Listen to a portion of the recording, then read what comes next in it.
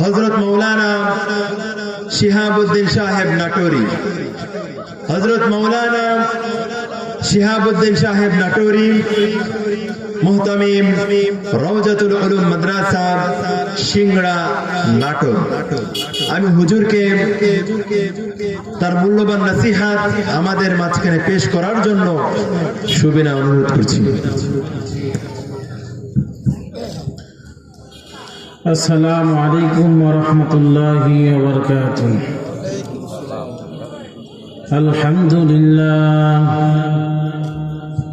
আলহামদুলিল্লাহিল্লাযী জা'আলা আশ-শামসা ওয়াল Camara বিহুসবান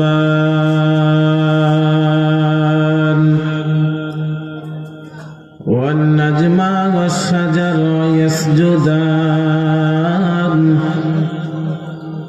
وفضل زمانا على زمان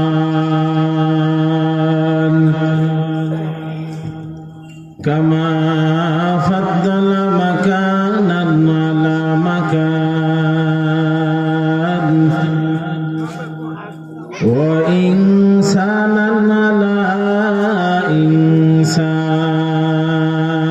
إنسان ونشهد أن لا إله إلا الله وحده لا شريك له لا ضد له ولا ند له ولا مثل له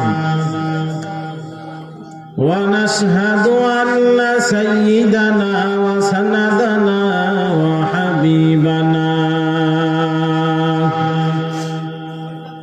وحبيب طبيبنا وطبيب قلوبنا ومولانا محمدا عبده ورسوله صلى الله تعالى عليه وعلى آله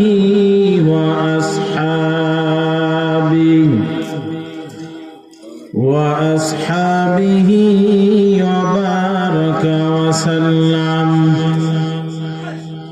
وبارك وسلم تسليما كثيرا كثيرا الذي أرسله الله تعالى بالحق بشيرا ونذيرا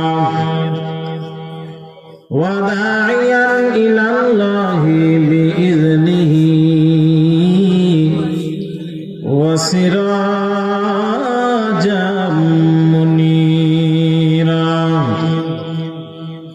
أما بعد فأعوذ بالله من الشيطان الرجيم بسم الله الرحمن الرحيم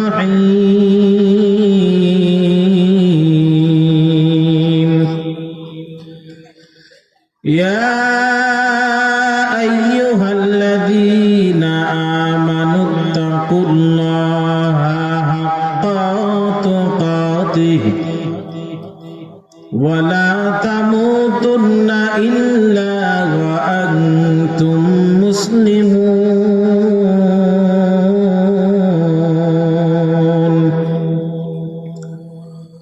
وقال النبي صلى الله عليه وآله وسلم أخلص دينك يكفيك العمل القليل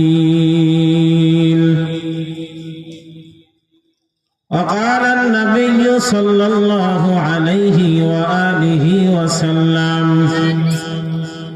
من بنى لله مسجدا بنى الله له بيتا في الجنة أو كما قال النبي عليه الصلاة والسلام صدق الله مولانا العظيم وصدق رسوله النبي الأمي الكريم ونحن على ذلك لمن الشاهدين والشاكرين والذاكرين والحمد لله رب العالمين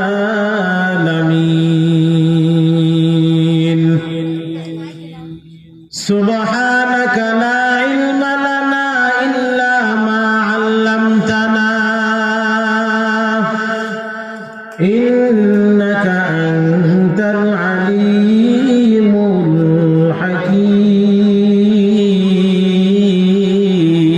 الحكيم رب اشرح لي صدري ويسر لي أمري واحلل عقدة من لساني يفقه قولي ميدره مجبوره اے سید عالم ميدره مجبوره اے سید عالم دیدار دکھا دے نہیں آواز سنا دو دیدار دکھا دے نہیں آواز سنا دو میں صورت یوسف کو نہیں چاہنے والا میں صورت یوسف کو نہیں چاہنے والا میں قیس کے مانند نہیں عاشق لیلا میں قیس کے مانند نہیں عاشق لیلا میں عاشق مولا ہوں میرا عشق نرانا میں عاشق مولا ہوں میرا عشق دیوانہ یہ جملہ جہاں جس کی تجلی سے اجالا یہ جملہ جہاں جس کی تجلی سے اجالا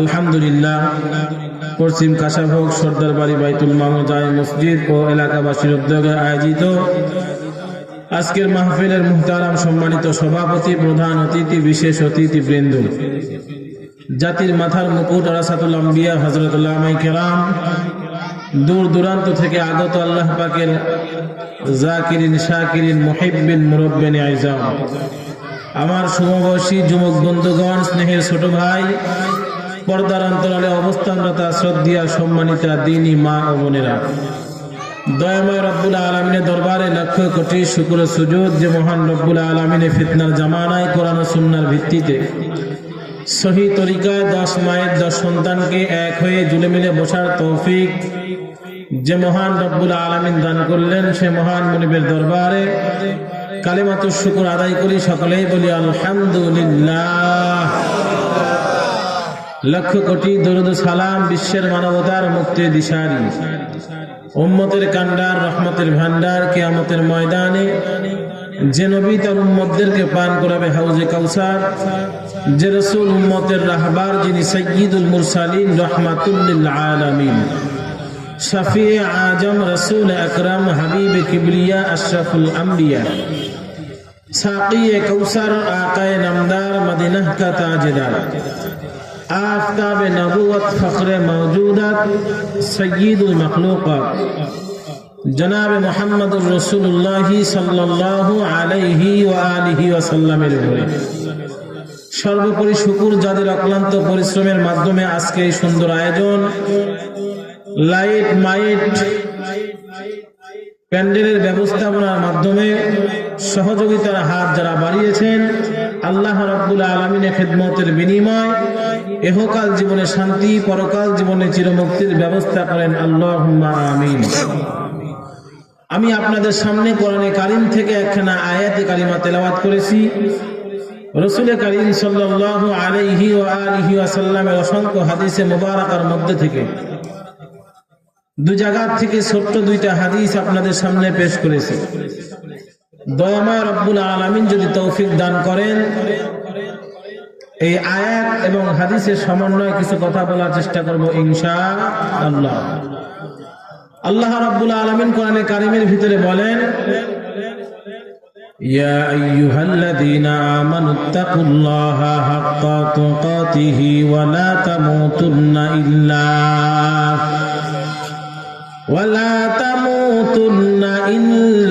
ওয়া আনতুম মুসলিমুন।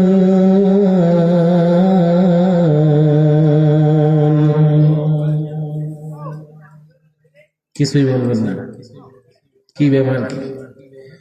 আমার আওয়াজে লাগাই দিয়ে ঘুমের দোয়া পড়লেন নাকি? আপনাদের শরীয়তপুর স্টেডিয়ামে খেলা হইতেছে, ফুটবল খেলা। মাইকিংও হয় নাই, পোস্টারিংও হয় নাই, বক্সও লাগে নাই, মাইকও লাগে নাই। শুধুমাত্র তারিখটা নির্ধারণ হয়েছে, শরীয়তপুর ফুটবল খেলা হইতেছে। এই কয়জন লোক নাকি? কথা পাই না। অনেক আল্লাহর বান্দারা সে জায়গায় চলে যায়। খেলা হইতেছে, দুই দলে হাড্ডি লড়াই খেলা হইতেছে, হইতে হইতে হইতে হইতে হঠাৎ করে একজনের পায়ের লাথিতে বল দুই গোলের যে বাঁশ আছে এর মাঝখান দিয়ে চলে গেছে। এইবার কি আওয়াজ দেয় বলুন তো? কথা পাই না। আসতে না জোরে? কথা পাই না। গোল বলে ঠিক খুব দেয়, শেষ নাই। দম বের হাজার কায়দা, ঠিক না? অথচ আল্লাহ পাকের কোরআন শুনলেন, এমন ভাবে চুপ করে বসা রইলেন যে আপনারা মনে হয় আমার প্রতি বেজার। ব্যাপারটা এমন নাকি? আল্লাহ রাব্বুল আলামিন কোরআনে কারীমের ভিতরে মুমিন বান্দাদেরকে ডাক দিয়ে বলতেছেন, ইয়া আইয়ুহাল্লাযীনা আমানুত্তাকুল্লাহা হাক্কা তুকাতিহি ওয়া লা তামুতুন্না ইল্লা ওয়া আনতুম মুসলিমুন।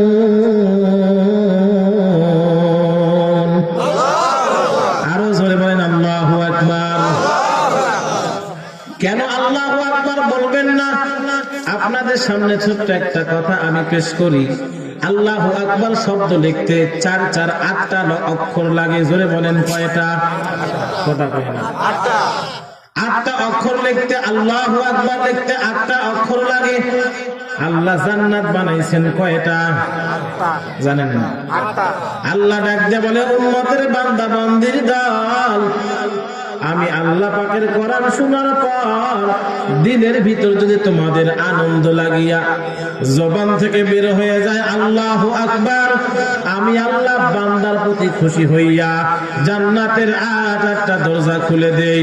আর ডাক দিয়া বলি, আমার গোলাম, আমার কোরআন শোনার পর যখন তোর দিলের ভিতরে আনন্দ লাগছে, আনন্দের সাথে আল্লাহু আকবার শব্দ জোরে বললি, আয় আয়, আমি আল্লাহ তোদের প্রতি খুশি হইয়া জান্নাতের 8টা দরজা খুলে দিলাম।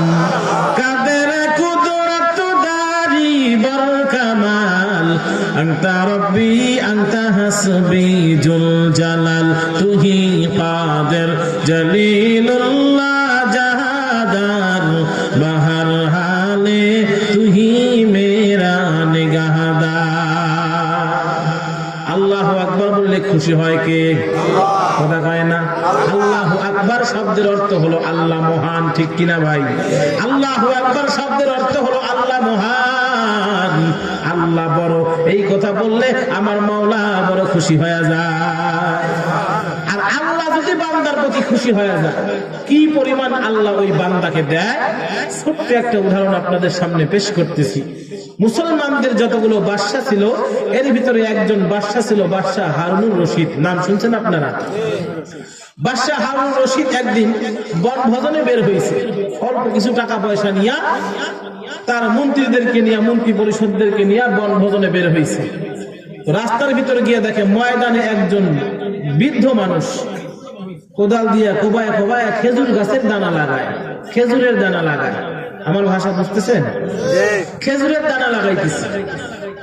বাদশা হারুনুর রশিদ জিজ্ঞাসা করলেন, চাচা মিয়া, বৃদ্ধ বয়সে আপনি কি করতেছেন ময়দানের ভিতরে? তো বলতেছে, বাবা খেজুর গাছের দানা লাগাইতেছে।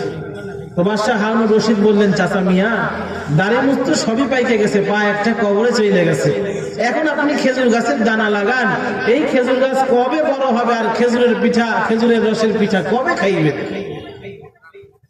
তো মুরব্বী বেচারা ডাক দিয়ে বলে, বাদশাহ, দুনিয়ার নিয়ম এমন না, মুরব্বীরা গাছ লাগায় যায়, সন্তানরা ফসল খায়, নাতিরা ফসল খায়, এটা হলো দুনিয়ার সিস্টেম, ঠিক কিনা ভাই? আজকে যেই মসজিদের মাহফিল হইতেছে, লক্ষ্য করে দেখবেন অনেক আল্লাহর বান্দারা এই মসজিদের পিছনে মেহনত করছে, কিন্তু তারা আজকে নাই, অন্ধকার কবরে চলে গেছে, ঠিক কিনা ভাই? আজকে সেই সন্তানরা, নাতিপুতিরা এই মসজিদে নামাজ পড়তেছে, ঠিক কিনা? কি বোঝা গেল? যে মুরব্বীরা গাছ লাগায় যায় আর সন্তান নাতিপুতিরা ফসল খায়, ঠিক কিনা ভাই? তো বাদশাহ হারুন রশিদের সামনে যখন মুরব্বী বেচারা এই কথা বলছে, তো বাদশাহ হারুন রশিদ কিছুক্ষণ চুপ থাকার পরে বলতেছে, চাচা মিয়া, আপনি ঠিকই বলছেন, আপনি। তো বাদশাহ হারুন রশিদের দরবারের এক নিয়ম ছিল, উনার কথায় যদি কেউ, কোন ব্যক্তির কথায় যদি উনি সমর্থন করে যে হ্যাঁ চাচা মিয়া আপনি ঠিকই বলছেন, ঠিকই করছেন, তাহলে বাদশার পক্ষ থেকে ওই ব্যক্তিকে 1000 টাকা পুরস্কার দেওয়া হইতো। নিয়ম অনুযায়ী একজন উজির আল্লাহর বান্দাকে 1000 টাকা পুরস্কার দিয়ে দিতে, বলেন সুবহানাল্লাহ। 1000 টাকা পুরস্কার পাওয়ার পরে বাদশাহ হারুন রশিদ যখন সামনে রওনা হয়ে গেছে, এমন সময় মুরব্বী বেচারা ডাক দিয়ে বলতেছে, বাদশাহ, আপনার সঙ্গে আমার কিছু কথা ছিল। বাদশাহ হারুন রশিদ যখন মুরব্বীর সামনে হাজির হয়েছে, আল্লাহর বান্দা ডাক দিয়া কয়, বেটা, তুমি বললা গাছ লাগাবো, গাছ বড় হবে, তারপরে ফসল খাবো, কিন্তু দেখো আল্লাহ পাকের কুদরত, আমি এই মুহূর্তে তোমার কাছ থেকে 1000 টাকা পুরস্কার স্বরূপ পাওয়া গেলাম, এই গাছ লাগানোর ফসল স্বরূপ পাওয়া গেলাম। বাদশাহ হারুন রশিদ কিছুক্ষণ চুপ থাকার পর বলতেছে, হ্যাঁ আপনি ঠিকই বলছেন। যখন বলছে আপনি ঠিকই বলছেন, আর একজন উজির তাকে ঠিকই বলার কারণে 1000 টাকা, কত দিছে? কথা পায় না, 2000 টাকা পুরস্কার নিয়ে বাদশাহ যখন সামনে রওনা হয়ে যায়, চাচা মিয়া আবার ডাক দিয়ে কয়, বাদশাহ, আপনার সঙ্গে আমার কিছু কথা ছিল। বাদশাহ যখন আবার সামনে হাজির হয়েছে, আল্লাহর বান্দা ডাক দিয়া কয়, বাদশাহ, মানুষের গাছ লাগানোর পরে ফসল বছরে একবার হয়, কথা পায় না। আপনাদের শরীয়তপুরে আম কয়বার হয়? কাঁঠাল কয়বার হয়? বড় ধান, ইরি ধান কয়বার হয়? বছরে ফসল একবার। মুরব্বী ডাক দিয়া কয়, বাদশাহ, মানুষের লাগানো ফসল বছরে একবার হয়, আর আমি এমন দানা লাগাইলাম, মুহূর্তের ভিতরে আমি 2 বার ফসল কাটলাম। বাদশাহ হারুন রশিদ আল্লাহর বান্দা বলতেছে, চাচা মিয়া আপনি ঠিকই বলছেন। যখন বলছে চাচা মিয়া আপনি ঠিকই বলছেন, আর একজন উজির আল্লাহর বান্দা আরো 1000 টাকা পুরস্কার দিল, কত হয়েছে? এরে ভাই, হাসার খোরাক দেওয়ার জন্য বলি নাই, একটু চিন্তা ফিকির করিয়া দেখেন, দুনিয়ার একজন বাদশাহ যদি একজন ব্যক্তির প্রতি খুশি হইয়া একই মুহূর্তে 3 বার ফসল দিতে পারে, 3 বার পুরস্কৃত করতে পারে, আমার আল্লাহ ডাক দেয়া কয়, গোলাম, আমি আল্লাহ হলাম বাদশার বাদশাহ, আমি আল্লাহ আহকামুল হাকিমিন। যখন তুই আমি আল্লাহকে খুশি করবি, আমি আল্লাহ তোদেরকে কি পরিমাণ দান করব হিসাব করতে পারবি না। এইবার আল্লাহকে রাজি খুশি করার জন্য রেডি হন, রাজি আছেন তো ইনশাআল্লাহ? অনেকেই বাহির থেকে মনে করতেছে যে নাটোরের হুজুর, যদিও বাসা নাটোর, কিন্তু হুজুর তো দীর্ঘদিনের পরিচিত মানুষ, হুজুরের সব কথাই শুনছি, ঠিক না? 8 বছর এই জায়গায় আপনাদের সামনে আপনাদের সাথে থাকছি, প্রতি বছরে 52টা সপ্তাহ গেছে, তাহলে বুঝেন, মনে হয় যে হুজুরের কোনো আর কথা নতুন নাই, সব আমাদের শোনা হয়ে গেছে। বলুন তো, আল্লাহ পাকের কোরআন এমন একটা মহাগ্রন্থ, কিয়ামত পর্যন্ত আলোচনা করলেও শেষ হবে না, ঠিক কিনা ভাই? এজন্য আমি ডানে এবং বামে যারা আছেন রাস্তাঘাটে, দোকানপাটে, উদাত্ত আহ্বান জানাবো, আমি নাটক থেকে আপনাদের মহব্বতে যদি কষ্ট করে আসতে পারি, আপনারা কি একটু সময় দিয়া মহব্বতের পরিচয় একটু দেখাইতে পারবেন না ইনশাআল্লাহ? আর ওনারা মনে করতেছে বুঝি মনে হয় প্যান্ডেলের লোকজন নাই, এজন্য রেডি হন, আওয়াজটা তাদের কাছে পৌঁছায় দিই যে আমরাও তোমাদের থেকে কম নাই, একটু আইসা দেখো, ঠিক কিনা ভাই? আল্লাহ রাব্বুল আলামিন কোরআনে কারিমের ভিতরে বলতেছেন, ইয়া আইয়ুহাল্লাযীনা আমানুত্তাকুল্লাহা হাক্কা তুকাতিহি ওয়া লা তামুতুন্না ইল্লা ওয়া আনতুম মুসলিমুন।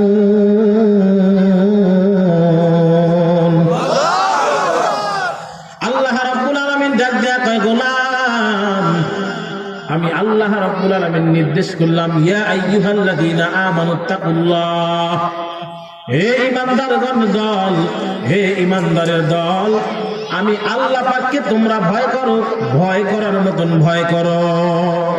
ভয়ের হক আদায় করে ভয় করো। যদি আমি মওলা পাককে ভয় করতে পারো, আমি আল্লাহ রাব্বুল আলামিন যত টেনশন চিন্তা ফিকির সামনে আসবে, আমি আল্লাহ তোমাদেরকে সব কিছু থেকে মুক্ত করে দিব। সুবহানাল্লাহ। কাজ শুধুমাত্র একটা, আল্লাহ পাককে ভয় করতে হবে। জোরে বলেন কাকে? আল্লাহ পাককে ভয় করতে হবে। ভয়টা করতে হবে ভয় করার মতন ভয়। যদি আমরা আল্লাহ পাককে ভয় করার মতন ভয় করতে পারি, আল্লাহ রাব্বুল আলামিন সামনে যত বাধা আর বিপদ আসবে সব কিছু থেকে মুক্ত করে দিবেন আমার আল্লাহ। জোরে বলি সুবহানাল্লাহ।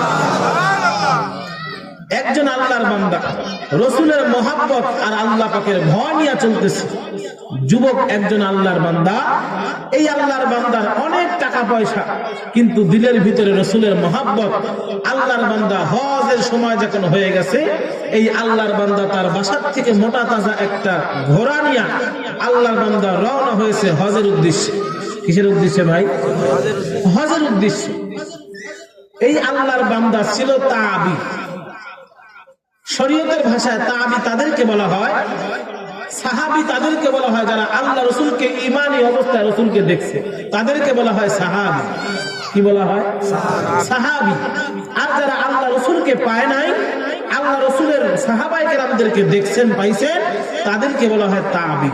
তো এই আল্লাহর বান্দা যুবক, এই আল্লাহর বান্দা রওনা হয়ে গেছে। কোথায় যেন যাবে? কথা বলেন। হজ করতে যাবে। আল্লাহর বান্দা হজের উদ্দেশ্যে রওনা হয়ে গেছে। তো ঘোড়া নিয়ে রওনা হয়েছে, লম্বা সফর। আল্লাহর বান্দার যতগুলো খানা ফিনা নেওয়া দরকার সবকিছু নিয়ে আল্লাহর বান্দা যুবক রাসূলের মহব্বত আর আল্লাহ পাকের ভয় নিয়ে রওনা হয়ে গেছে। প্রতিমধ্যে লম্বা সফর করতে করতে ক্লান্ত হয়ে গেছে মরুভূমির ময়দান। আল্লাহর বান্দা সামনেই দেখতেছে বিশাল একটা খেজুরের বাগান দেখা যায়। এই খেজুরের বাগানে আমি অল্প সময়ের জন্য একটু অপেক্ষা করব, তাতে আমারও ক্লান্তি দূর হবে এবং সঙ্গে সঙ্গে আমার ঘোড়ারও ক্লান্তি দূর হবে। এই চিন্তা ফিকির করে আল্লাহর বান্দা যুবক তার ঘোড়াটাকে একটা গাছের সঙ্গে বাঁধিয়া রাখিয়া আল্লাহর বান্দা কিছু খানা পিনা করার পরে জমিনের ভিতরে যখন মাথাটা লাগায় দিছে, সঙ্গে সঙ্গে তার চোখের ভিতরে ঘুম চলে আসছে। আল্লাহর বান্দা তাবি, এই যুবক আল্লাহর বান্দা যখন খেজুরের বাগানের পাশেই ছায়া পায়া ঘুমায় গেছে, লম্বা টাইম ঘুমায়। এদিক দিয়ে আল্লাহর বান্দার যে ঘোড়াটা ছিল, এই ঘোড়াটা লম্বা টাইম সেই জায়গায় থাকতে থাকতে ঘোড়ার রশিটা খুলিয়া গেছে। এই ঘোড়াটা একটা বাগানের ভিতরে বাগান পেরিয়ে ছোট্ট ছোট্ট খেজুর গাছ, কেবল ছোট্ট খেজুর গাছ সেই বাগানের ভিতরে চলে গেছে। আল্লাহর বান্দা তো ঘুমায়, ঘুমের ভিতরে আল্লাহর বান্দা অচেতন। আল্লাহর বান্দা যখন ঘুমায়, এমন সময় তার ঘোড়াটা যখন এরকম বাগানের ভিতরে চলে গেছে, খেজুরের বাগানের ভিতরে গিয়া কেবল ছোট্ট ছোট্ট খেজুরের গাছ, এই ঘোড়াটা খেজুর গাছের কিছু পাতা খাইছে আর গাছগুলো এরকম ভাবে পাড়ায় নষ্ট করিয়া ফেলাইতেছে। আল্লাহর বান্দা ঘুমের ভিতরে অচেতন। ওদিক থেকে জমির যেই মালিক, ওই জমির মালিক একজন বৃদ্ধ মানুষ, তার দুইটা সন্তান। সন্তানগুলোকে ডাক দিয়া কয়, বাবারা, আমাদের যত সম্পদ আছে তার ভিতর থেকে আমাদের সম্পদই হইল খেজুরের বাগান। এক জায়গার ভিতরে বড় বড় গাছ, আর এক জায়গার ভিতর মাত্র গাছ লাগাইলাম। ছোট্ট ছোট্ট খেজুর গাছ একটু দেখার দরকার, গাছের কি অবস্থা, মরুভূমির ময়দান। তোমরা একটু কেন যাও না, বাগানটা একটু দেখে আসো, একটু পর্যবেক্ষণ করে আসো। আল্লাহর বান্দা যুবক সন্তানগুলো ডাক দিয়ে কয়, আব্বা জান, এই মরুভূমির ময়দানে এখন প্রখর রোদের তাপ, এই সময় গেলে আমরা বাঁচতে পারবো না, আমরা যাইতে পারবো না। একটু রোদের তাপ কমলে আমরা যাব খেজুরের বাগান দেখে আসবো। আল্লাহর বান্দার দিলের ভিতরে মানে না। আল্লাহর বান্দা ডাক দিয়া কয়, তোমরাও যদি না যাও আমি নিজেই যাব বাগানের ভিতরে। আল্লাহর বান্দা হাঁটি হাঁটি পা পা করে যখন আগাইতেছে, ওরে নবীর উম্মতের দল, আল্লাহর বান্দা যখন সামনে আগায়, সামনে আগাইতে আগাইতে আল্লাহর বান্দা বৃদ্ধ মানুষ হাঁটি হাঁটি পা পা করে যখন সামনে যায়, আল্লাহর বান্দা দেখতে পায় যে আমার বাগানের ভিতরে বড় একটা ঘোড়া দাঁড়ায় রয়েছে। আল্লাহর বান্দা বৃদ্ধ মানুষ চিন্তা করলো, কি ব্যাপার, এই মরুভূমির ময়দানে এত বড় মোটা তাজা ঘোড়া দেখা যায়, আমি যদি সামনাসামনি যাই আর যদি ঘোড়া আমার উপরে আক্রমণ করে তাহলে আমি বাঁচতে পারবো না।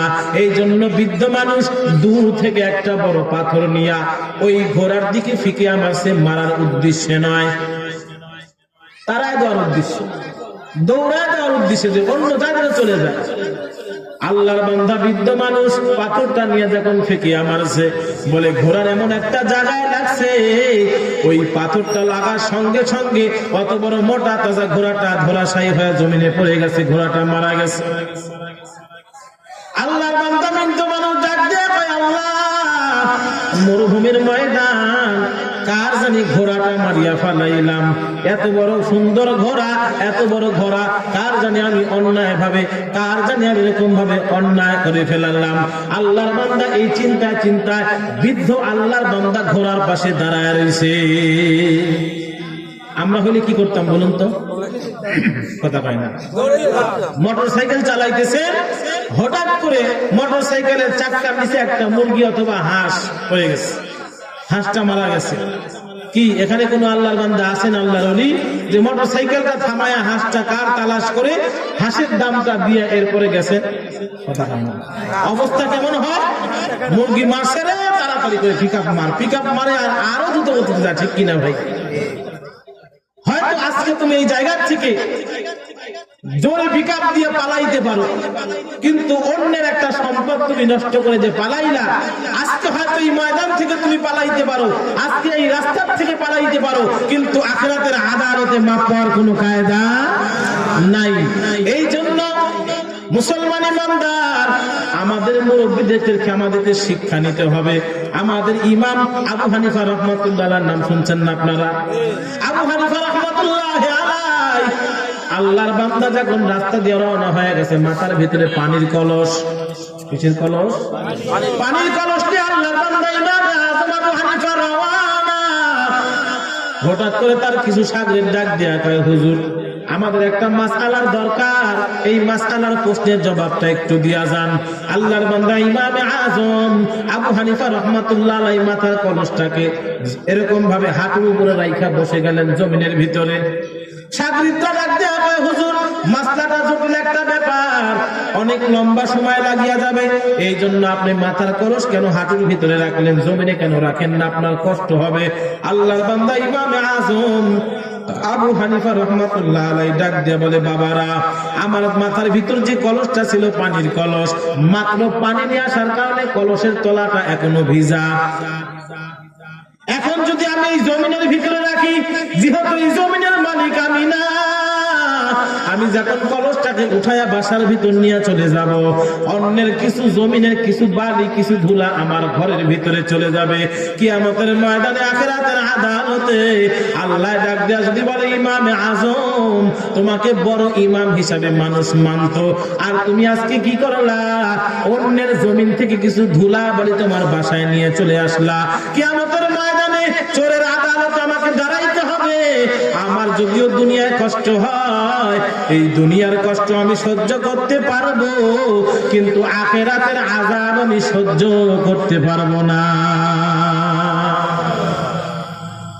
এরা নবীর উম্মতের দল। মুসলমানদের ভিতরে একজন বড় বাদশা ছিল, ইব্রাহিম ইবনে আদহাম। নাম শুনছেন আপনারা? ইব্রাহিম ইবনে আদহাম একদিন বাইতুল মুকাদ্দাসে বসে বসে আল্লাহর ইবাদত করতেছে। পিছন থেকে দুইজন ফেরেশতা ওই আল্লাহর বান্দা ইব্রাহিম ইবনে আদহামের ব্যাপারে প্রশংসা করতেছে।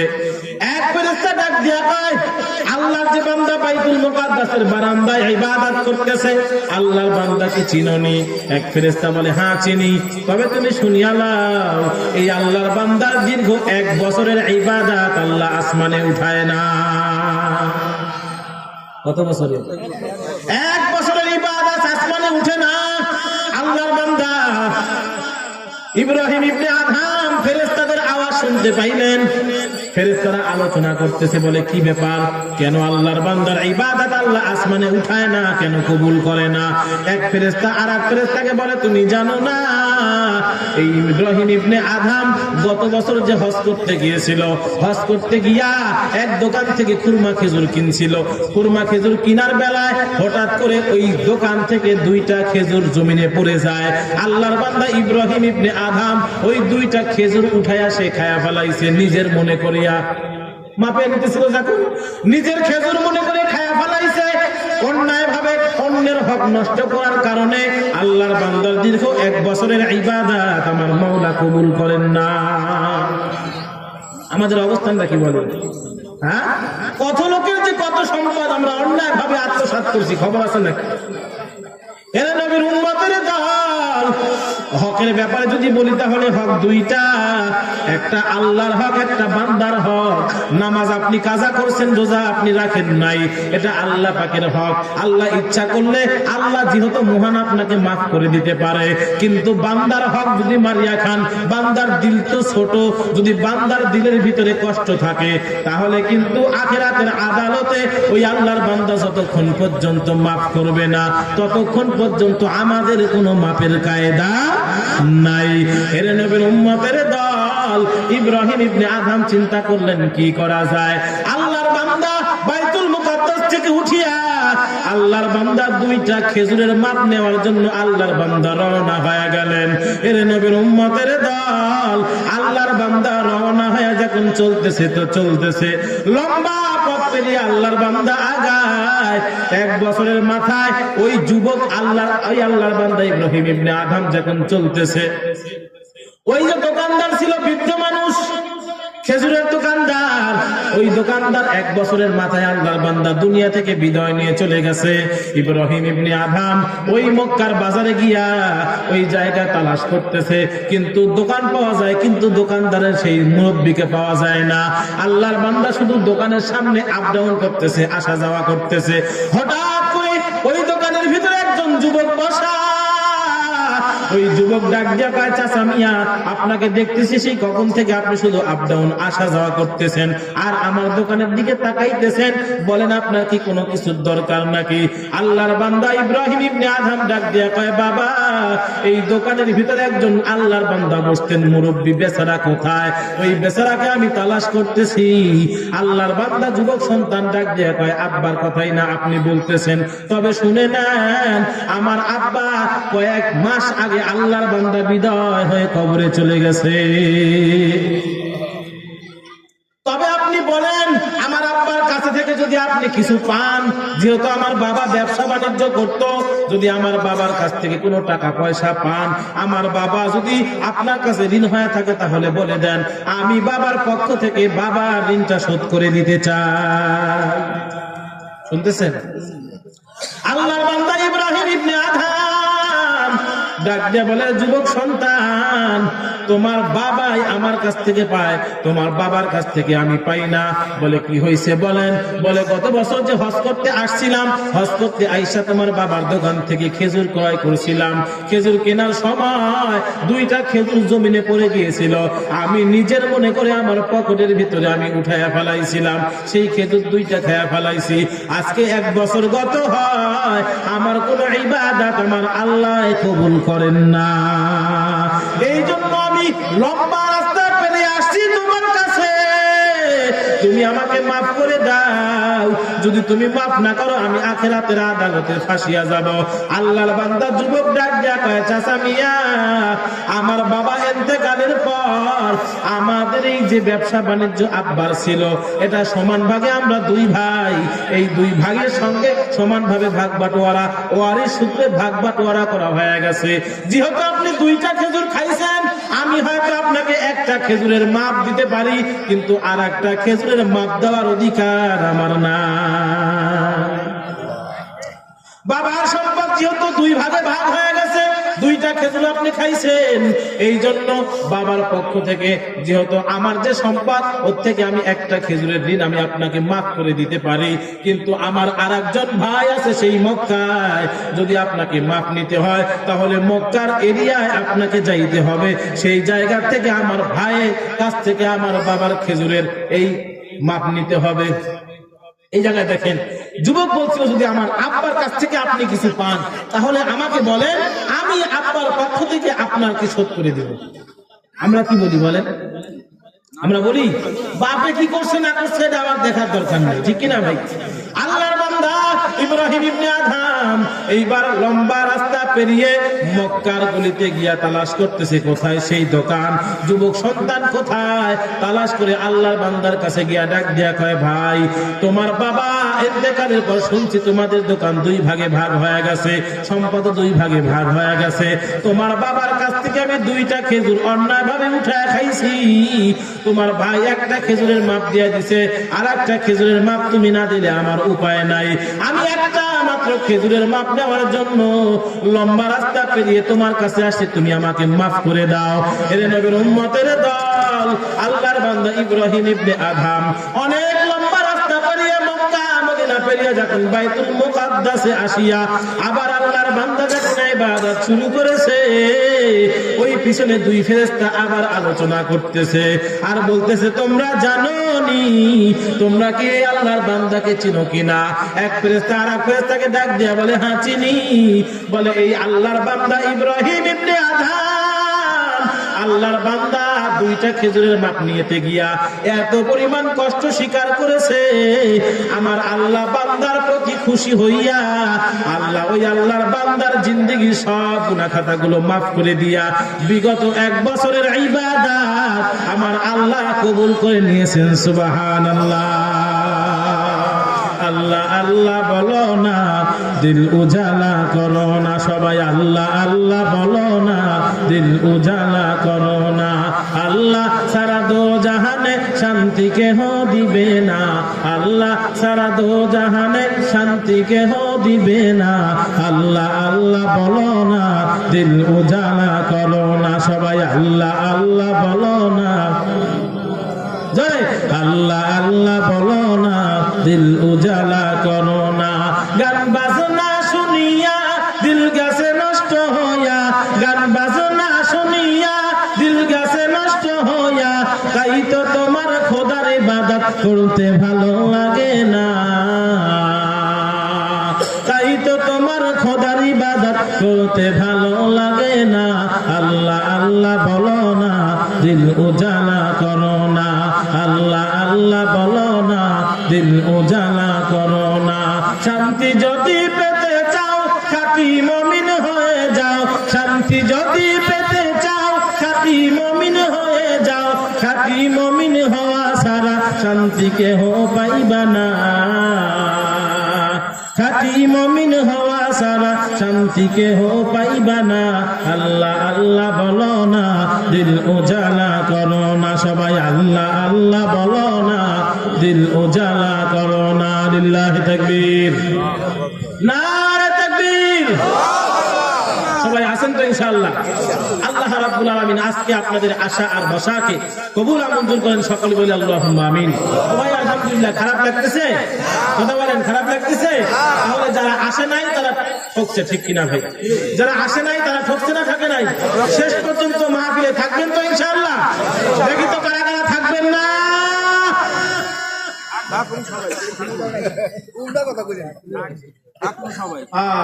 আলহামদুলিল্লাহ সবাই থাকবেন, ঠিক না?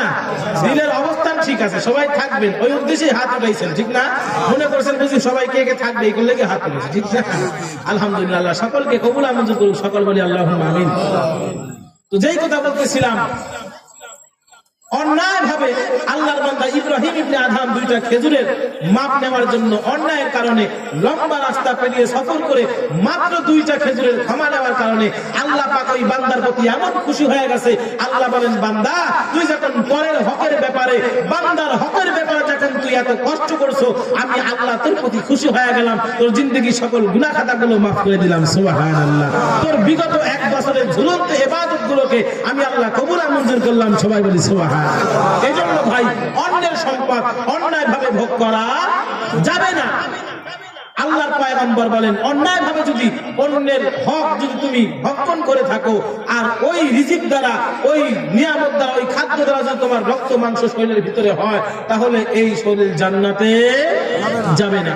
এজন্যই তো কয়টা কথা বলবে এই ব্যাপারে যদি বলতে থাকি হয়তো রাত পেরিয়ে যাবে। আল্লাহর বান্দা বাইজিদ রাহমাতুল্লাহ আলাইহি, নাম শুনছেন না আপনারা? জগৎ বিখ্যাত একজন আল্লাহর ওলি ছিলেন এই বাইজিদ মুস্তামি রাহমাতুল্লাহ আলাইহি। একদিন তার মাকে ডাক দিয়ে বলতেছে, ও মা, আমি তোমার সন্তান বাইজিদ ইবাদত করতে তো কম করি না, কিন্তু আমি বাইজিদ ইবাদতে মজা পাই না। কেমন আল্লাহর ওলি?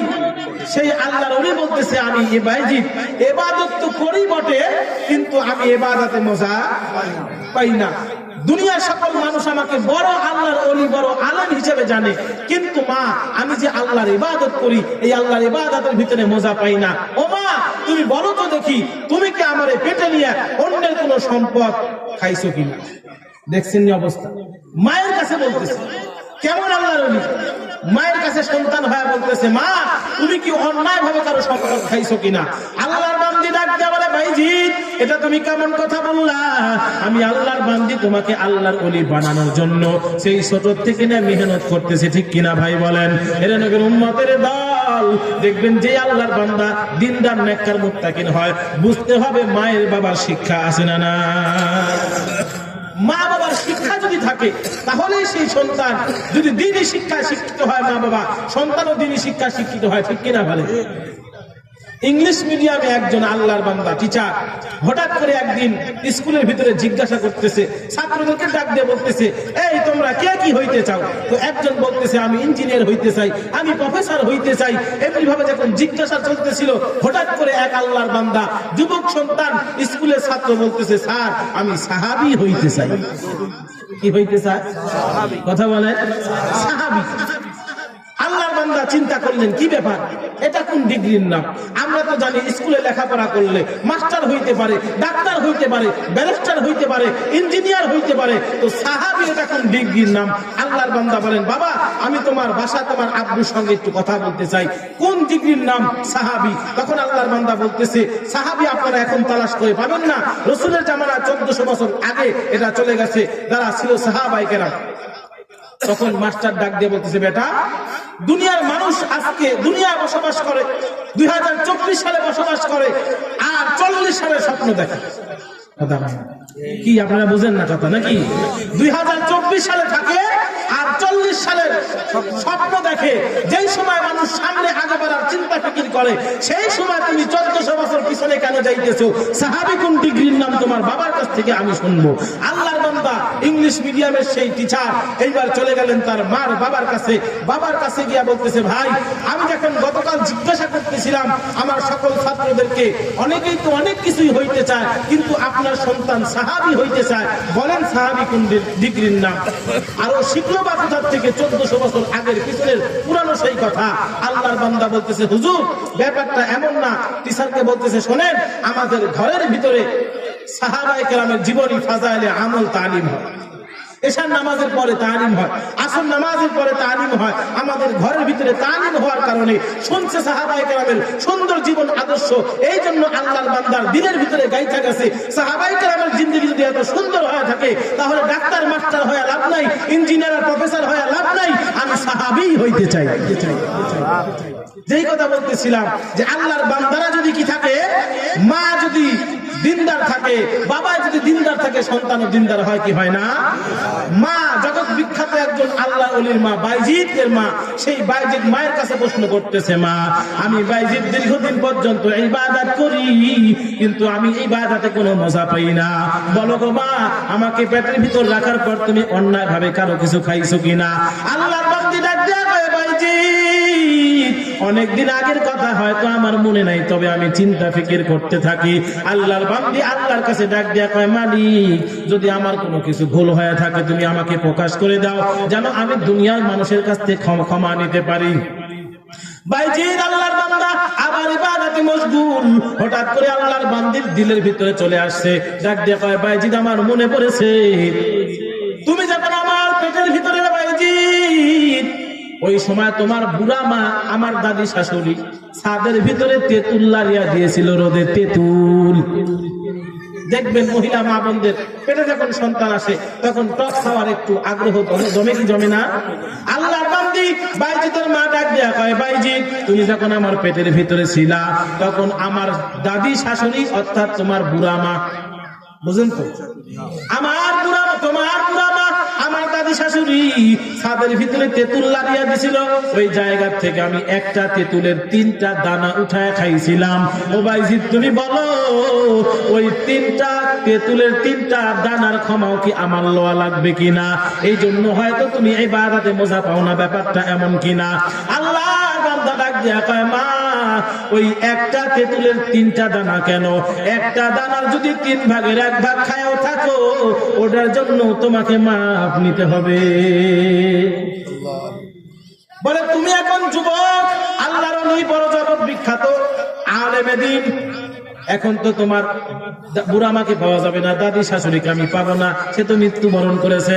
আল্লাহর বান্দা বাইজিদ ডাক দিয়া কয়, মা ওনার ইন্তেকালের পরে তার সম্পদ যে ভাগে ভাগে ভাগ হয়ে গেছে প্রত্যেকটা ব্যক্তির কাছ থেকে তোমার মাপ নিয়ে আসতে হবে। আল্লাহর বান্দা বাইজিদ ইবাদতে মশগুল, আর ওদিক থেকে তার মা সবার কাছ থেকে ক্ষমা চাইতেছে।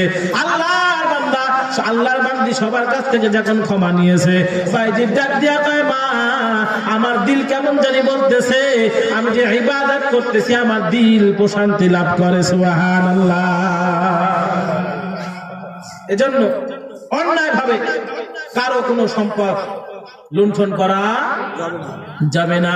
এরে নবীর উম্মতের দল, আল্লাহর বান্দারা খুব খেয়াল করে শুনেন, সাহাবায়ে কেরাম না, কোন ওলি গাউস কুতুব না, স্বয়ং মুহাম্মদুর রাসূলুল্লাহ।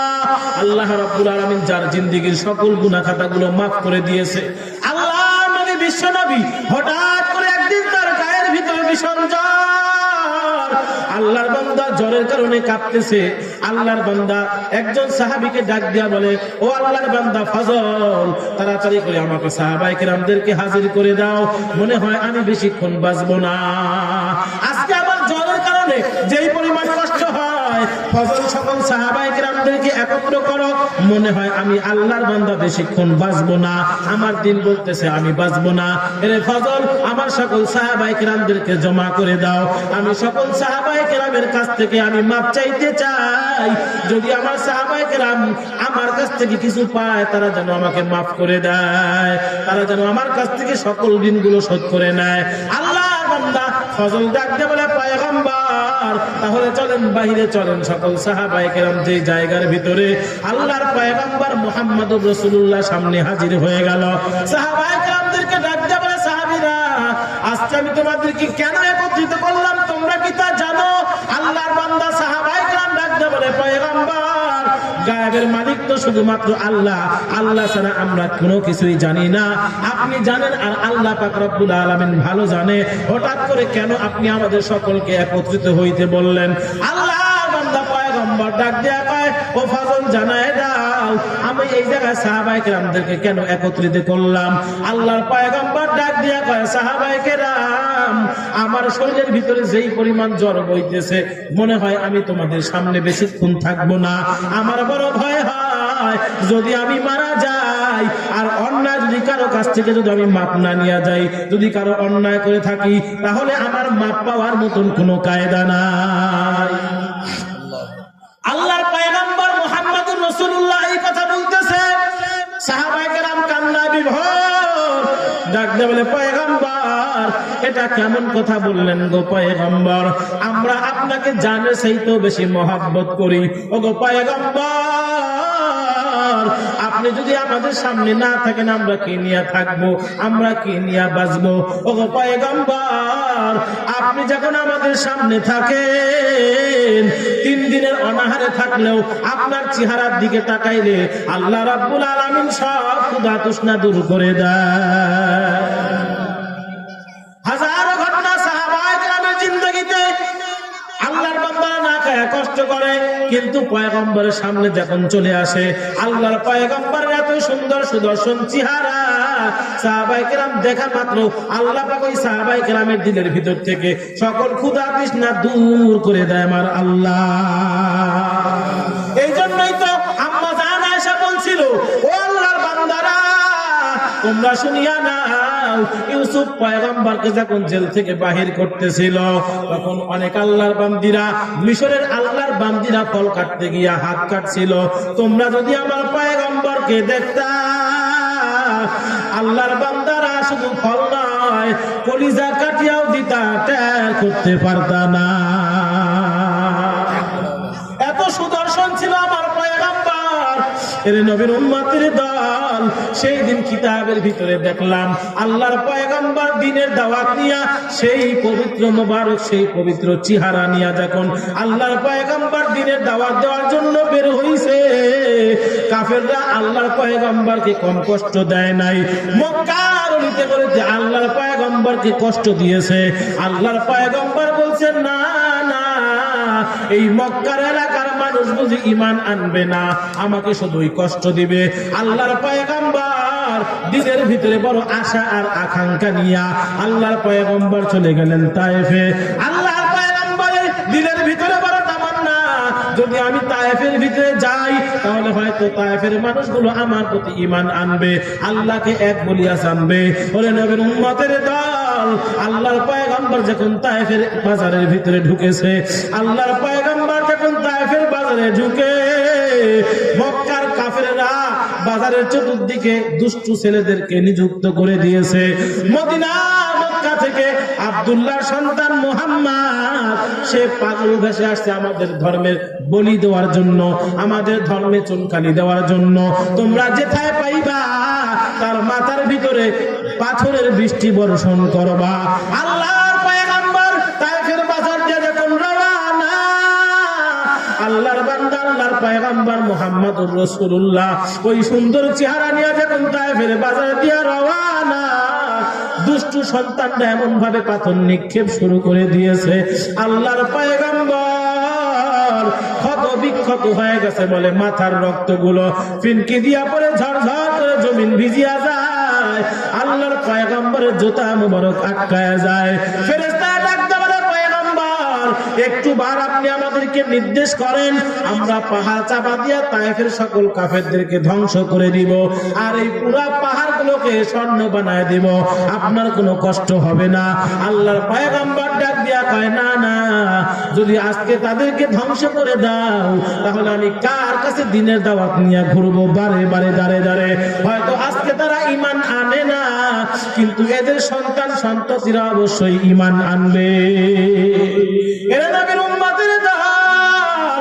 সেই পয়গম্বর ডাক দিয়া কয়, সেই পয়গম্বর ডাক দিয়া কয়, সাহাবায়ে কেরাম, আমি মনে হয় আর বেশি দিন বাঁচবো না, মনে হয় বেশি সময় আমি দুনিয়াতে থাকবো না। এই জন্য তোমরা যদি আমার কাছ থেকে কিছু পাও তাহলে তোমরা নির্ভয়ে বলতে পারো, আমার কাছ থেকে নিতে পারো। কোন সাহাবায়ে কেরাম কোনো কথা বলে না। সকল সাহাবায়ে কেরাম গুলো মাথাটা নিচের দিকে নামাই দিয়া চক্ষুটা বন্ধ করে দিয়া ঝরঝর করে কান্না করতেছে। এর নবীর উম্মতের দল, আমরা পয়গম্বরের আশিক। সাহাবায়ে কেরাম পয়গম্বরের আশিক ছিল। তারা কেমন আশিক ছিল? তারা ছিল সত্যিকারের আশিক, আর আমরা হলাম ভণ্ড আশিক, ঠিক কিনা? আল্লাহর পয়গম্বরের সাহাবী ময়দানে কাজ করতেছে, হঠাৎ করে খবর হয়ে গেছে আল্লাহর নবী দুনিয়াতে নাই। আল্লাহর বান্দা ওই ময়দানের ভিতরে আল্লাহর কাছে ডাক দিয়া কয়, মালিক, এই চক্ষু দিয়া বহুবার পয়গম্বরকে দেখেছি, আজকে হঠাৎ করে আমাকে কে শোনাইল পয়গম্বর নাই? যদি পয়গম্বর না থাকে এই ময়দান থেকে উঠিয়া যাওয়ার পর মসজিদে নববীর দিকে তাকাবো, কিন্তু নবী দেখতে পাবো না। যেই চক্ষু দিয়া সবচেয়ে বড় নিয়ামত মুহাম্মদুর রাসূলুল্লাহকে দেখেছি, ওই চক্ষু দিয়া আর মদিনার অলিতে গলিতে মুহাম্মদুর রাসূলুল্লাহকে দেখতে পাবো না, মসজিদে নববীতে গেলে দেখতে পাবো না। যেই চক্ষু দিয়া আর পয়গম্বরকে দেখতে পাবো না, আল্লাহ ওই চক্ষু আমার দরকার নাই, তুমি আমাকে অন্ধ বানায় দাও। কেমন আশিক ছিল তারা, কেমন আশিক! এরে নবীর উম্মতের দল, আল্লাহর রাসূলের ওসিলা করে দোয়া করার সঙ্গে সঙ্গে আল্লাহর বান্দা অন্ধ হয়ে গেছে। নিজের চোখটা রাসূলের মহব্বতে বিলীন করে দিয়েছে। আমরাও তো রাসূলের আশিক, রাসূলের খাঁটি উম্মত বলে দাবি করি, কিন্তু যদি বলি ভাই আল্লাহ রাসূলের সুন্নাতকে মানতে হবে, ও কথা এটা না, আছে না? কথা কয় না। যদি বলি ভাই রাসূলের সুন্নাত, আপনি তো মুসলমান, দাড়িটা কেন রাখেন না? বলে হুজুর বিবি নিষেধ করেছে, বিবির অনুমতি ছাড়া দাড়ি রাখা চলবে না। তাহলে বুঝেন, তাহলে আপনি কি করলেন? আপনি বিবির কথা শুনলেন, পয়গম্বরের সুন্নাত মানলেন না। আল্লাহর পয়গম্বর বলেন লা তাআতা লিমাখলুকিন ফি মাসিয়াতিল খালিক। কোন মাখলুককে খুশি করতে গিয়া যদি আমার আল্লাহ বেজার হয়, এই ইবাদত, এই নির্দেশ মানা যাবে না। লা তাআতা লিমাখলুকিন ফি মাসিয়াতিল খালিক। আল্লাহকে বেজার করে দুনিয়ার কোন মাখলুককে খুশি করতে পারবো না। এর নবীর উম্মতের দল, এই জন্য আল্লাহ আমাদেরকে যেই জামানায় রাখছেন, আখিরি জামানায় রাখছেন। আখিরি জামানায় থেকে পয়গম্বরকে মহব্বত করা লাগবে না? লাগবে না? মহব্বত করা লাগবে না? আল্লাহর পয়গম্বরকে মহব্বত করা লাগবে দিল থেকে। এর নবীর উম্মতের দল, আল্লাহর বান্দারা, আল্লাহর বান্দা যখন রওনা হয়ে গেছিল হজ করার জন্য যাইতেছিল, মনে আসেনি? আল্লাহর বান্দা খেজুর গাছের বাগানে ছায়ার তলে ঘুমায়, আর আল্লাহর বান্দার ঘোড়াটা খেজুর গাছের বাগানের ভিতরে ধরাশায়ী হয়ে মুরব্বী আল্লাহর বান্দা ওই ঘোড়ার কাছে দাঁড়ানো। আপনাদের মনে আছে তো ইনশাআল্লাহ? শুনবেন তো? শুনবেন তো ইনশাআল্লাহ? আল্লাহ সকলকে কবুল মঞ্জুর করুন, সকল বলি আল্লাহুম্মা আমিন।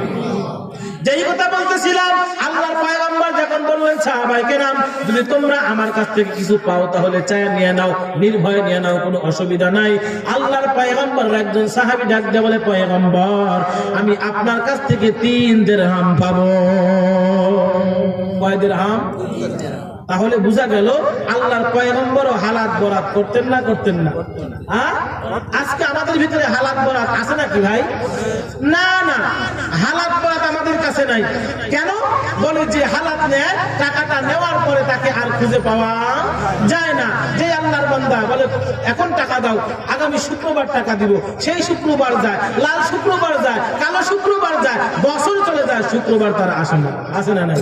এই জন্য আর হালাত দেয় না।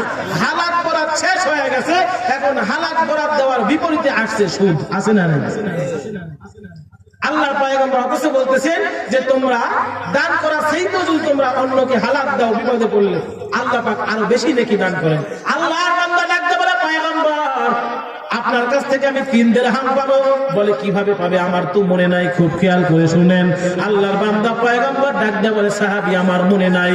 আল্লাহর পয়গম্বরের সাহাবী ডাক দিয়ে বলে, পয়গম্বর আপনি এবং আলী একটা ময়দানে গিয়েছিলেন, ওই জায়গায় একজন ভিক্ষুক আপনার সামনে কিছু চাইছিল, তখন আপনি বলছিলেন আমার হাতে এখন কিছুই নাই। একজন ভিক্ষুক পয়গম্বরের কাছে বলছিল যে আমাকে কিছু দেন আল্লাহর রাস্তায়। আল্লাহর পয়গম্বর বলছিল দেখো আমার কাছে এখন কিছু নাই, থাকলে তোমায় দিতাম। হঠাৎ করে আল্লাহর পয়গম্বর চিন্তা করলেন আমার কাছে কিছু নাও থাকতে পারে, আলীর কাছে তো থাকতে পারে। ডাক দিয়ে কয়, আলী তোমার কাছে কিছু আছে নাকি? বলে পয়গম্বর আমার কাছেও কিছু নাই। আল্লাহ বান্দা এইবার ওই সাহাবী ডাক দিয়ে বলে, পয়গম্বর আমার কাছে 3 দিরহাম আছে, যদি অনুমতি দেন তাহলে আপনাকে আমি দিতে পারি। আল্লাহর পয়গম্বর ওই সাহাবীর কাছ থেকে 3 দিরহাম নিলেন, হালাত নিলেন, কর্জ নিলেন। ভাষা বুঝতেছেন? 3 দিরহাম কর্জ নিলেন, হালাত নিলেন, নেওয়ার পরে দিলেন। আল্লাহর পয়গম্বর ডাক দিয়া কয়, ফজল শিগগির তাড়াতাড়ি করে ঘরের ভিতরে যাও, 3 দিরহাম আনো আর আল্লাহর বান্দাকে দিয়ে পরিশোধ করে দাও। ফজল ঘরের ভিতরে গেলেন এবং সেই জায়গা থেকে 3 দিরহাম আনিয়া পয়গম্বরের হাতে দিলেন, পয়গম্বর ওই সাহাবীকে দিয়ে দিলেন। এর নবীর উম্মতের দল। এমন সময় একজন সাহাবী দাঁড়ায় বলে, পয়গম্বর আমিও আপনার কাছ থেকে কিছু পাবো। বলে সাহাবী কি পাবে সত্যি করে বলো, আজকে আমি সবকিছুই পরিশোধ করতে চাই। আল্লাহ পয়গম্বরের সাহাবী ডাকতে বলে, পয়গম্বর আপনার মনে হয়তো আছে একটা যুদ্ধের ময়দানে আপনি আমাকে একটা প্রহর করেছিলেন, বেতের আঘাত করেছিলেন আমাকে। ওই সময় ওই আঘাতটা আমার অনেক জোরে লাগছিল, আমার মনের ভিতরে কষ্ট, ওই আঘাতের কথা আমি এখনো ভুলতে পারি না। দেখছেন কি অবস্থা? ওই আঘাতের কথা আমি এখনো ভুলতে পারি না। আল্লাহর পয়গম্বর ডাক দেখায়, সাহাবী তাহলে তুমি কি করতে চাও? বলে পয়গম্বর আপনি তো বলছেন সবকিছুকেই পরিশোধ করবেন, আপনি যেহেতু আমাকে আঘাত করেছেন আর ওইটা যখন আমার দিলের ভিতরে এখনো কষ্ট লাগে আছে, আজকে পরিশোধ করতে চাই, প্রতিশোধ নিতে চাই। সকল সাহাবায়ে কেরাম তার দিকে লাল বর্ণের চোখ করে তাকায় ডাক দিয়া কয়, বেটা বদনসিব তুই কার সঙ্গে কথা বলতেছিস, তুই কি জানিস আল্লাহর পয়গম্বর যিনাকে সৃষ্টি না করলে আল্লাহ কিছুই সৃষ্টি করতেন না, সেই নবীর গায়ে আঘাত করার কথা কিভাবে বলতে পারো? সকল সাহাবায়ে কেরাম কান্নায় জর্জরিত। সকল সাহাবায়ে কেরাম যখন কান্না করতেছে, আল্লাহর বান্দা ডাক দিয়ে বলে, আমি তো বলি নাই, পয়গম্বরই বলেছে। পয়গম্বর আজকে সব কিছু পরিশোধ করতে চায়। আল্লাহর বান্দা পয়গম্বর ডাক দিয়ে কয়, সাহাবী তাহলে তাড়াতাড়ি করে তুমি আসো আর আমাকে প্রহর করো আর আমার কাছ থেকে তুমি প্রতিশোধ নিয়ে যাও। আমি চাই আখিরাতের আদালতে ফেরে স্বচ্ছ হয়ে মাওলা পাকের কাছে যাইতে। সকল সাহাবায়ে কেরাম কান্নায় বিভোর। এমন সময় আল্লাহর পয়গম্বর ডাক দিয়ে কয়, ফজল শীঘ্রই তড়িঘড়ি করে লাঠিটা নিয়ে আসো। বলে পয়গম্বর ওই লাঠিটা তো আপনার কাছে নাই, আপনার মেয়ের বিবাহ দেওয়ার পর আপনি ফাতেমাকে দান করেছেন, ওই লাঠি আছে ফাতেমার ঘরে। লাঠিটা কোথায় আছে? ফাতেমার ঘরে। আল্লাহর পয়গম্বর হযরত আলীর হাতে উঠায় দিয়েছে আর বলছে, আল্লাহর পয়গম্বর বলছেন, ও আলী বাবা শুনিয়া নাও, আমার মেয়েটা যদি তোমার হুকুম অমান্য করে তাহলে মাঝে মধ্যে শাসন করার দরকার আছে না? না আজকে কি বলে বলে আজকে যখন মেয়েকে বিবাহ দিয়ে দিল, আরে 10 লাখ টাকা দিবেন দিয়ে বিবাহ দিয়ে দিছি, খাট পালন সবকিছু দিছি, বিটি খবরদার যদি কোনো সময় রক্ত মেজাজ গরম করে বিদ্যাঙ্গুল দেখা চলে আসবি, এমন বলে না? বলে না? বাপ পর্যন্ত এমন কথা বলে না? বলে না ভাই? আর আল্লাহর পয়গম্বর হযরত আলীকে লাঠি দিয়েছিল আর বলছিল, এই লাঠি দ্বারা তুমি ফাতেমাকে শাসন করবা। আল্লাহর বান্দা ফজল ডাক দিয়ে বলে, পয়গম্বর ওই লাঠিটা তো আপনার ঘরের ভিতরে নাই। আল্লাহর পয়গম্বর ডাক দেখায়, ফজল তাড়াতাড়ি করে যাও, ফাতেমার বাসায় গিয়ে সেই লাঠিটা নিয়ে আসো। আল্লাহর বান্দা ফজল এইবার রওনা হয়ে গেলেন হযরত আলীর বাসায়। এদিকে সাহাবায়ে কেরাম কান্না করতেছে, বেটা বদনসিব পয়গম্বরকে মারার তুই ফিকির করেছো।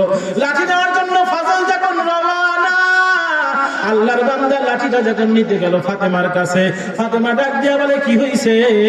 এই লাঠিটার কেন আজকে তালাশ হইল? আল্লাহর বান্দা ডাক দিয়া বলে, ফজল ডাক দিয়া বলে, ফাতেমা আল্লাহর পয়গম্বরের সাহাবী, আল্লাহর পয়গম্বর এই কার্য করেছে, এই পরিস্থিতি ঘটাইছে, তাই আল্লাহর পয়গম্বরকে ওই সাহাবী আল্লাহর পয়গম্বরকে আঘাত করে পরিশোধ করতে চায়, ঋণ পরিশোধ করতে চায়। আল্লাহর বান্দা এই কথা যখন ফজল বললেন, ফাতেমা সহ্য করতে পারে না। যাকে সৃষ্টি না করলে আল্লাহ কিছুই সৃষ্টি করতেন না, সেই মহানবী মুহাম্মদুর রাসূলুল্লাহর গায়ে আজকে আঘাত করবে হাজার হাজার সাহাবায়ে কেরামের সামনে। আল্লাহর বান্দারা কেউ সহ্য করতে পারে না। আর আল্লাহর বান্দি ফাতেমা ডাক দেয়া বলে, ফজল চলো আমিও দেখতে চাই আমার বাবার কি অবস্থা। হযরত আলী আল্লাহর বান্দা ফাতেমা হাসান হুসাইনকে ডাক দেয়া কয়, হাসান হুসাইন রে তড়িঘড়ি করে রওনা হও, আমার তোমার নানাকে আজকে আঘাত করবে। এরে আল্লাহর বান্দা হাসান হুসাইন শুনিয়ালা ওই সাহাবীর সামনে গিয়ে লাঠিটা ধরায় দিবি আর বলবি, যত আঘাত করার আমাদেরকে করো, আমরা নবীর বংশের মানুষগুলো জীবিত থাকলে পয়গম্বরের শরীরে আঘাত করতে দিব না। আল্লাহর বান্দারা এইবার হযরত আলী, আল্লাহর বান্দি হযরতে ফাতেমা এবং হাসান হুসাইন ফজলের সঙ্গে রওনা হয়ে গেল। লাঠিটা নিয়ে যখন আল্লাহর পয়গম্বরের সামনে হাজির হয়েছে, আল্লাহর পয়গম্বরের কাছে যখন লাঠিটা দেওয়া হইল, আল্লাহর পয়গম্বরের কাছে যখন লাঠিটা দেওয়া হয়েছে, আর ওই সাহাবীকে বলতেছে, সাহাবী আসো আমাকে তুমি প্রহর করবা, আসো এই যে সেই লাঠি, এই লাঠি দ্বারা তুমি আমাকে প্রহার করো।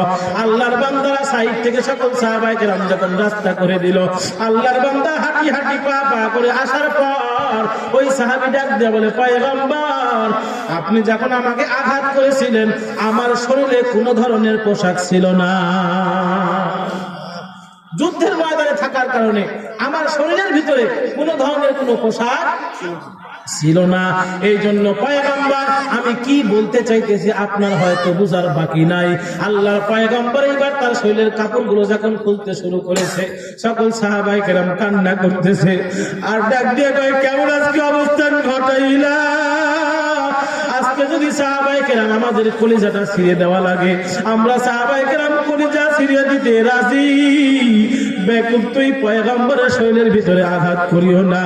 আল্লাহর বান্দা হাঁটি হাঁটি পা পা করে পয়গম্বরের সামনে যখন উপস্থিত হয়ে গেল, আল্লাহর পয়গম্বর সমস্ত শরীরের কাপড় চোপড় যখন খুললেন, খোলার পরে আল্লাহর পয়গম্বর যখন একেবারে খালি গা হয়ে গেলেন, আল্লাহর বান্দা ওই লাঠিটা নেওয়ার পর আল্লাহর পয়গম্বরের কাছে গিয়া, আল্লাহর বান্দা পিছন থেকে গিয়া পয়গম্বরের কাছে লাঠিটা ফালায় দিয়া, আল্লাহর বান্দা পিছন থেকে পয়গম্বরকে জড়ায় ধরিয়া মহরে নবুয়তের ভিতরে চুমা খায়া ফালাইছে। ইমামুল আউয়ালিন আল আখিরিন বাহরে সাতাকা রাহমাতাল লিল আলামিন শাদবে জুদাস রাহমাতাল লিল আলামিন মসজিদে ও শাদ হামারু ইয়ে জমিন। নবীর উম্মতের দল